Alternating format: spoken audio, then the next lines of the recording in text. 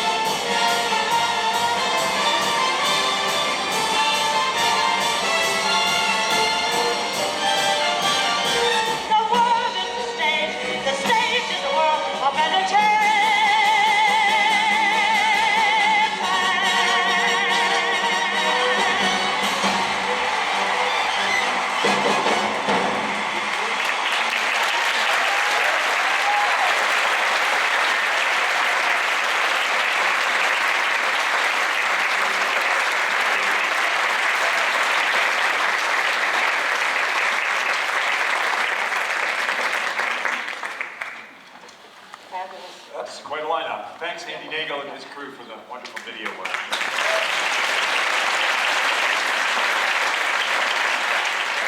Well, Charmaine, here we are at the 25th anniversary of the Union Colony Civic Center. Now, have you ever wondered how this place got its name? There was this citywide contest that was held, you know, and the school kids got to submit names, and they were given to a committee, and then the committee sifted through in order to choose a winner. Several hundred names were submitted, and ultimately, only one could be chosen. Did you know that the runner-up name was Union Colony Civic Auditorium? I did know that, actually. And here is a short list of names that you might not have read in the paper. These are names that actually did not get chosen for the Civic Center. Quonset Hut 2. Eliges without the rides. International House of Pianists. And Mike Peters' favorite, the Artsy Palace. And of course, we don't know where this came from, a Skinner's Folly. And you may not know, Charmaine, but there was another suggestion with the initials UCCC. The Ultimate Charmaine Copham Concert Hall. Oh, well, that has a ring. That's not just a ring, that is a gong. And of course, there were some other suggestions that I personally think were more, perhaps, suggestions than actual names. For example, take that, Fort Collins. And my personal favorite, if you can't have a tractor pull in it, I ain't paying for it. So the actual winner was, of course, Union Colony Civic Center, submitted by a then 12-year-old public school student and Greeley resident. And now that little girl, who actually I found out this afternoon in speaking with her, was only 10. Oh. Now that little girl is all grown up. She's here with her husband and her beautiful daughter. She's brought the stories from the Tribune that day. And she still has the $100 check that she was given cash set away for her future. So let's have her stand up and give a big hand to the namer of the Civic Center, Jennifer Craver-Griffin.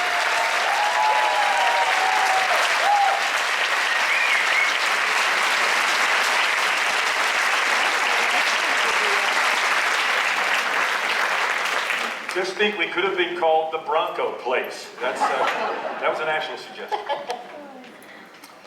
Now, in some ways, 1988 seems like just yesterday. And of course, in other ways, it seems like eons ago. What was happening in good old Greeley and the world in 1988, you remember? For example, a gallon of gasoline was 94 cents.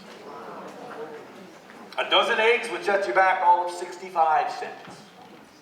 A first-class postage stamp was 24 cents, and the average American family income was $24,000.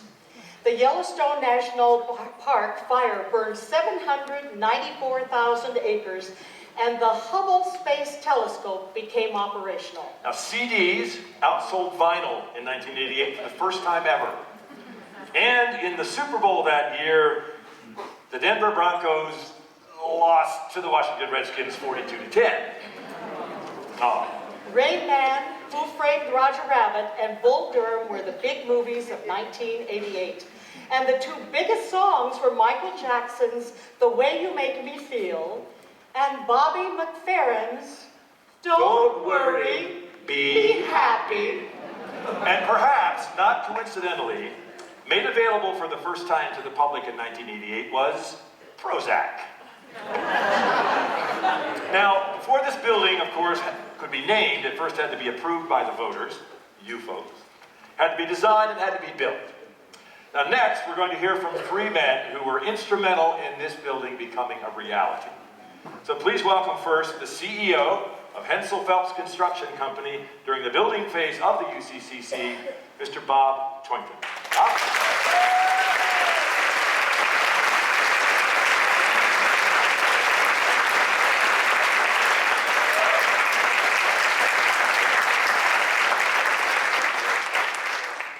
Thank you. What did you think of that video?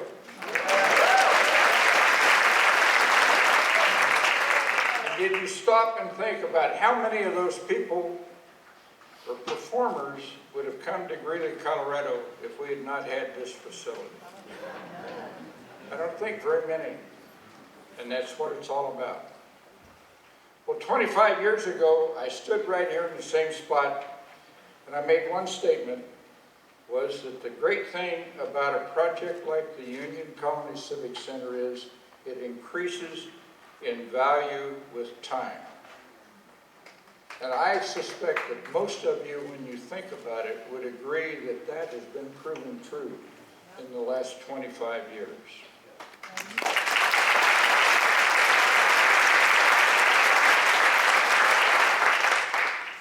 Kenny Montfort made the lead gift, as most of you know, to make this great facility possible. In addition to helping with the fundraising, he got involved in some of the other details. Kenny was a stickler on budget.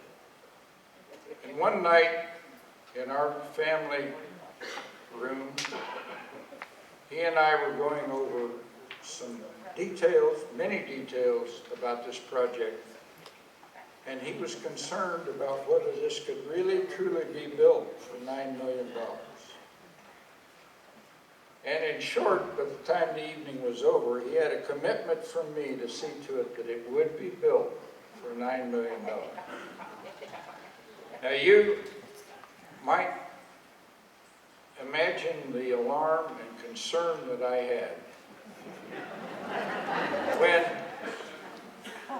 it was a matter of a few months later when we had a price put together with firm sub-bids and vendor bids, and it came to $13 million.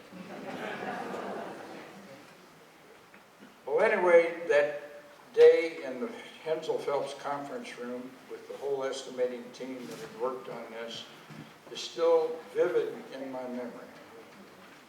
As I was asking all of the questions that I could think of about quantities and prices and everything else about where are the opportunities for the value engineering that it's going to take to get this back down to a $9 million project that we could build. To be honest with you, even today, I don't really know how it was done, but the fellow who's going to follow me, Darwin Gwynn, hopefully can tell you.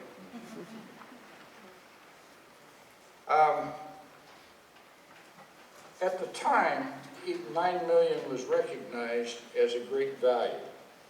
Neil Carpenter, who was principal of Airex, who was the design firm that designed this, kept referring to a similar civic center facility in Chandler, Arizona, which was smaller in seating capacity and square footage, that cost $13 million.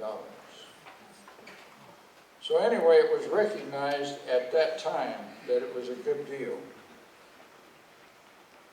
But today, if you wanted to replace this, it would cost you 2.5 times this. So you're talking about today a replacement of $22 to $25 million. And I don't want this moment to pass without recognizing Bob Shree, who, although his picture was in the video, I don't think he was named, who was the design architect on this, and this is his greatest accomplishment as far as I'm concerned.